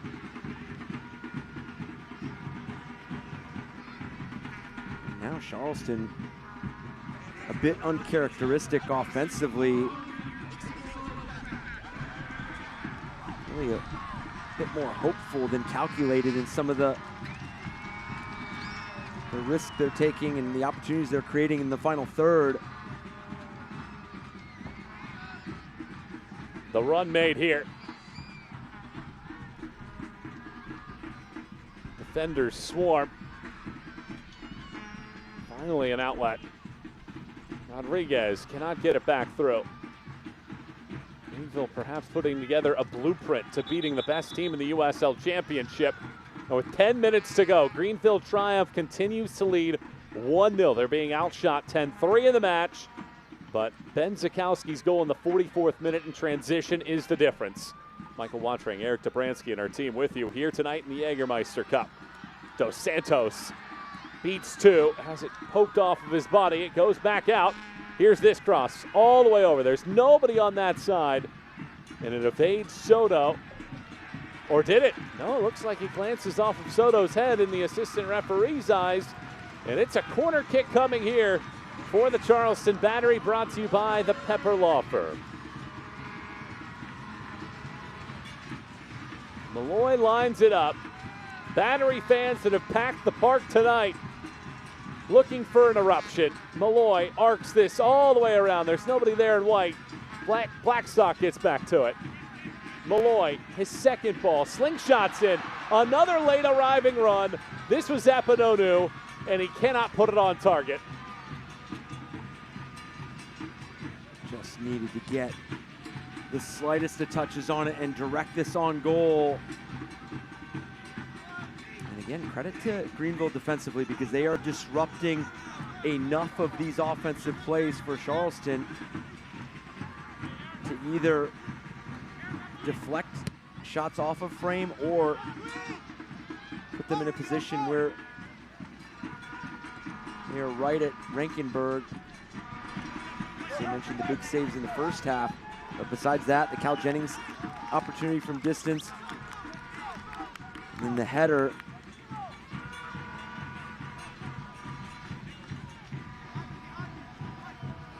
Charleston have 4 shots on target in the game. Why is that important? Because they're 8-0 this year when they attempt at least 4 shots on target. But the Triumph have the advantage and are trying to see this one all the way through. Castro waves off Soto. The veteran curls this in, but right into the clutches of Gardner. Well, this is one of the benefits. Triumph, if they're able to finish this game out, see this game at the 1-0 advantage, executing at a high level in defensive box, and obviously have executed in their one clear-cut opportunity that Zakowski tucked away. Rodriguez pulls it over. Rubin taps it through, over to Jennings. Jennings tries to slam the brakes on, and how about that defending from Ivan Ajakwa? And again, another example of their ability to get themselves back into the play defensively. A couple passes, break them and find Cal Jennings. Malloy throws it in. Header goes right back in his direction. Malloy sends a second ball across. Dos Santos circles. Rodriguez glides this along. High arcing cross in. Rubin gets a piece. Zakowski whiffs. Malloy, a third bite at this. Blackstock backpedals. Shields Zakowski. A throw in the final 6. Malloy. Myers runs into trouble. Evan Lee pokes at it. Herrera, Lee, and Herrera, great job breaking the pressure.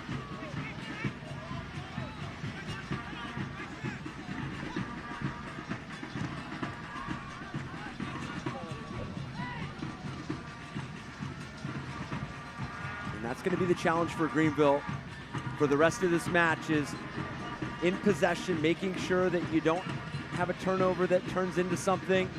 You put yourself in good position to deal with any transition moment, because yes, they've minimized some of those opportunities, but now you're going to see a completely different pace played from the Charleston Battery, because they are down a goal with valuable time coming off the clock.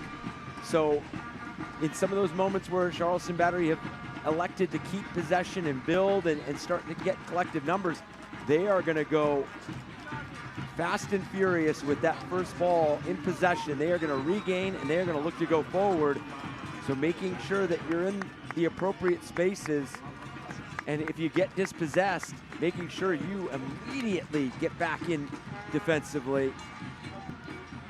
And fresh legs in that attack. Ropapa Mensah, 27-year-old from Ghana, who has had success everywhere he's gone, scored 21 times in 2 years with Chattanooga Red Wolves. In his first season now with Greenville. And the Triumph continue to cling to this 1-0 edge despite 73% possession and a 12-3 shots lead for Charleston. Myers touches this. Rubin. Blackstock overlaps. Blackstock hits it first time and gets a corner out of this. 8th corner of the match for the Battery. And so far, the Triumph have defended every single one. Pepper Law Firm, corner kick. Malloy is ready. The assistant referee has stepped in front because there's a man down for a moment.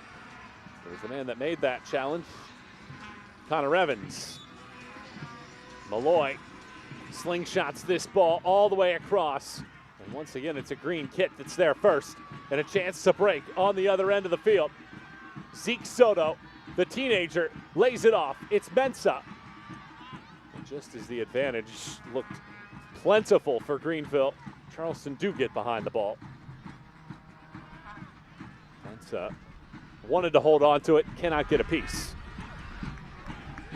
Yeah, as soon as that touch from Mensah was not able to take him forward and break that last line. Correct decision, pull the ball back. See valuable time come off the clock, even if it's 20 to 30 seconds, and you keep some possession, complete some passes.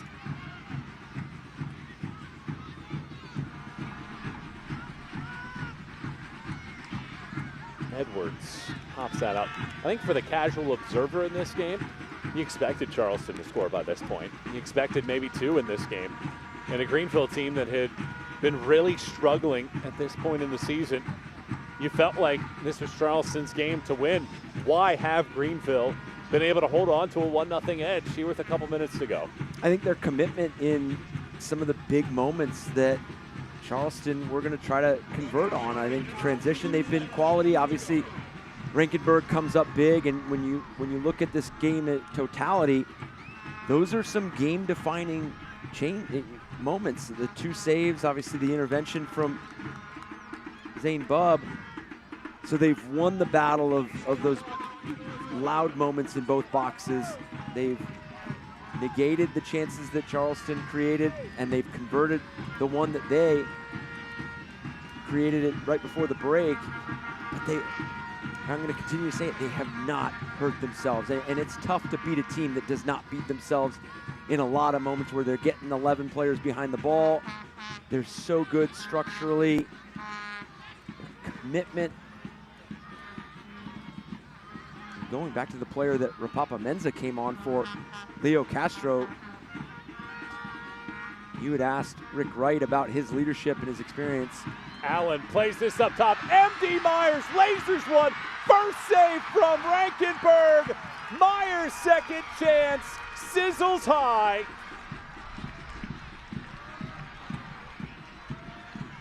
And this is a chance that MD Myers is going to want back because, yes, Rankenberg makes the save there, but this second opportunity is as clear as they come, and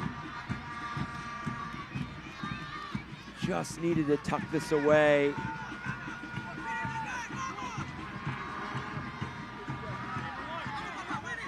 I remember talking to Ben Pierman through the regular season this year and throughout their run through the U.S. Open Cup, and he had always mentioned something that he had learned from Tom Izzo from Michigan State basketball, that when you look to advance in some of these tournament formats and maybe even the one and dones, you need a bit of luck. You need a bit of luck to fall your way, and I think that's where you see some of these big moments, and obviously not to take away from the saves from Rankenberg and some of the big interventions defensively from Greenville, but they've had some opportunities that have fell to their fortune. I mean, MD Myers right there. You do not get a lot of chances like that MD Myers does not tuck away. Dos Santos crosses it around. Rubin gets a piece. He flies into the net without the ball. 5 minutes of stoppage time here, brought to you by Gildan. And you know Charleston will make more opportunities come their way. And this is going to be one of those clear messages that have been talked about from the Greenville Triumph, because they conceded so late against Texoma. 96th minute, that's going to be something that they were not able to see that game out. It was 0-0. That is fresh in their minds right now. Need to avoid a second straight stoppage time goal conceded as this ball's tapped.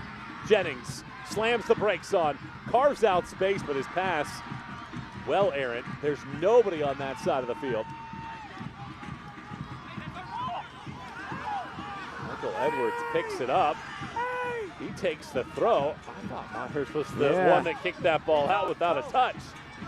Instead, Soto slides past the defender and tracks it down, so it does end out okay for Greenville.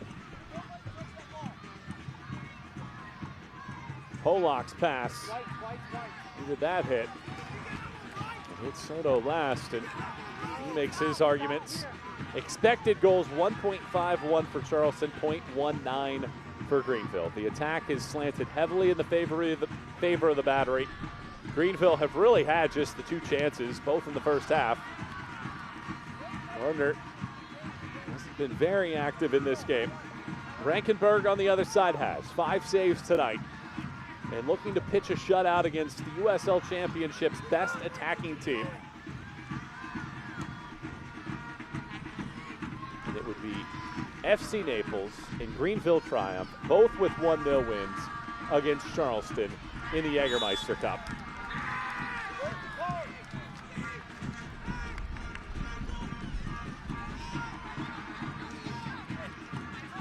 You talk about a response from a group that has been reeling through some results in the regular season and obviously did drop their opener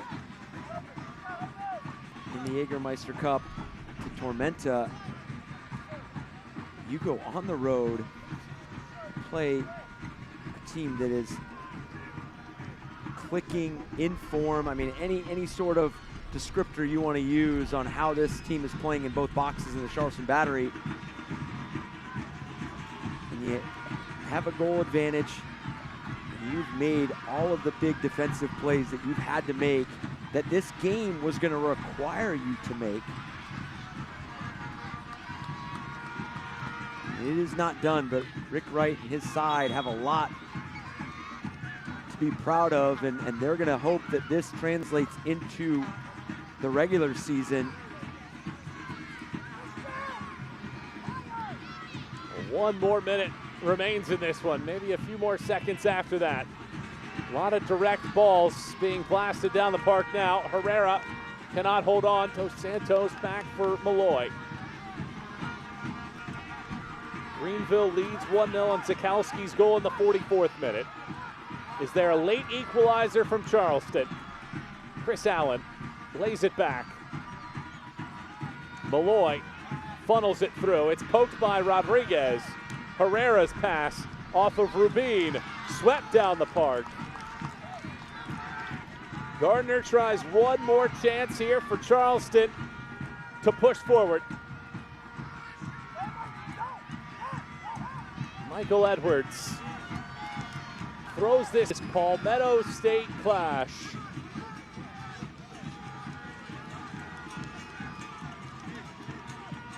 It would be fitting if Gunther Rankenberg was the last man to touch.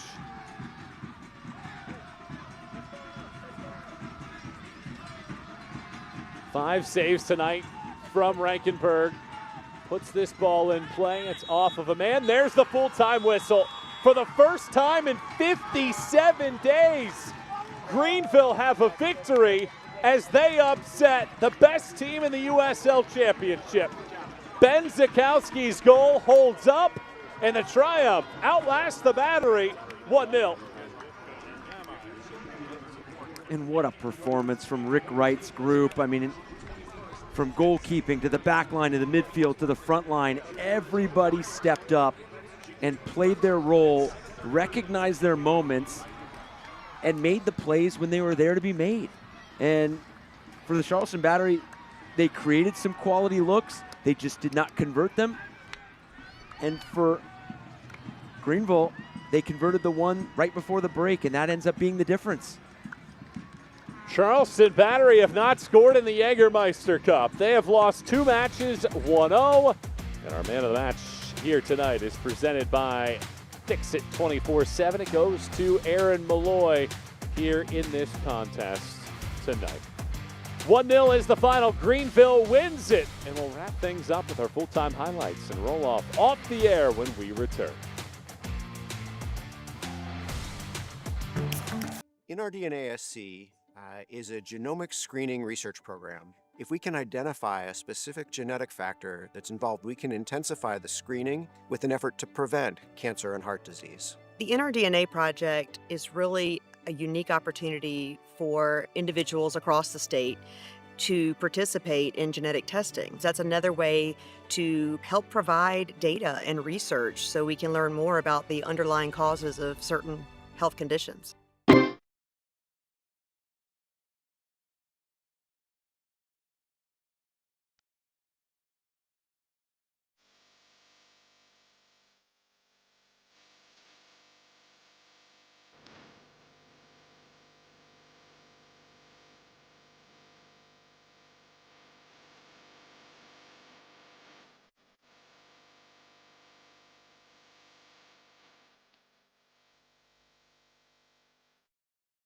Jägermeister is proud to be the presenting sponsor of the USL Jägermeister Cup.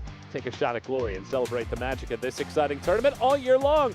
Please drink responsibly. And what a thriller it was here tonight. Greenville stings the upset. Michael Watring and Eric Dobransky back with you, and Charleston had plenty of chances early. And this was some of the moments that they're going to look back on and see if they could have converted, and the storyline would have been different. The ability for Douglas Martinez to get himself into dangerous areas. That was the first big save from Rankenberg, this being the second. And then Greenville used their defensive posture to grow into this match and create the opportunity that they needed to take advantage of. This ball played in. Terrific first touch by Zakowski, and then complements it with the poise and composure to put it right around Christian Garner. And they take the lead into the break. And you knew this second half was going to be the Charleston Battery throwing everything that they had at Greenville to not only find the equalizer, but to go ahead and find 2 goals and try to take 3 points. But the relentless defending that you saw from Greenville Triumph tonight was something to be valued. I mean, they got behind the ball. They got into some important spaces when they needed to go into, and then defended set pieces really well. Did not give up any clear-cut opportunities. This last one from MD Myers, you thought that this second chance was going to be difficult for Rankenberg to deal with, but he launches this over the crossbar, and that was kind of the story of Charleston Battery's night tonight. Charleston win the statistical categories, but they don't get a goal against a team that had been winless in its last 6 and hadn't won a match in 57 days. And how about the Greenville Triumph? It had been a roller coaster ride. This was a steady performance, maybe a little bit of anxiety at times, but they get a 1-0 win. Yeah, how fragile this game of football can be. I mean, you look at all those numbers, and still the Greenville Triumph are the one that have this deciding goal. But again, credit to Rick Wright's group.